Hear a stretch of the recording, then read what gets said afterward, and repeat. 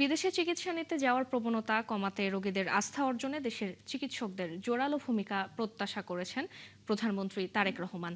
চিকিৎসা সেবা জনগণের দোরগোড়ায় পৌঁছে দেওয়ার অঙ্গীকারও করেছেন তিনি। ঢাকা মেডিকেল কলেজ হাসপাতালের ৮০ বছর পূর্তি অনুষ্ঠানে যোগ দিয়ে তিনি আরও বলেন, এ লক্ষ্যে সারা দেশে ১ লাখ স্বাস্থ্যকর্মী নিয়োগ দেবে সরকার। প্রধানমন্ত্রী আরও জানান, এই স্বাস্থ্যকর্মীদের মাঝে নারীরা অগ্রাধিকার পাবে। এছাড়া সারা দেশে সরকারি পর্যায়ে ২৫,০০০ মিডওয়াইফ বা ধাত্রী নিয়োগ দেওয়ার কথাও জানান সরকার প্রধান। এ সময় তিনি সাধারণ মানুষ যেন চিকিৎসা সেবার প্রতি আস্থা রাখতে পারে সে লক্ষ্যে চিকিৎসকদের কাজ করার আহ্বান জানান।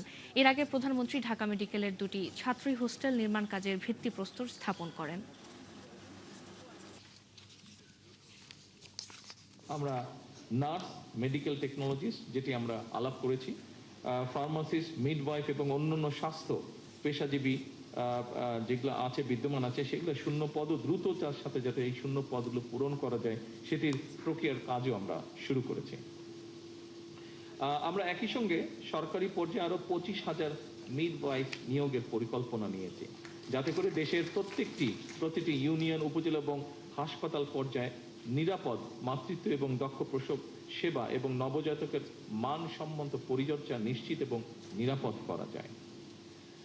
সম্মানিত উপস্থিতিবৃন্দ, prevention is better than cure, এটা আমরা প্রত্যেকে জানি। এটার জন্য আপনারা যারা ডাক্তার আছেন তারা আপনারা অবশ্যই ভালো করে জানেন। সরকার এই নীতিতে সবার কাছে আমরা স্বাস্থ্য এবং চিকিৎসা সেবা, এই নীতির ভিত্তিতে আমরা জনগণের দৌড় গোড়ায় পৌঁছে দিতে চাই।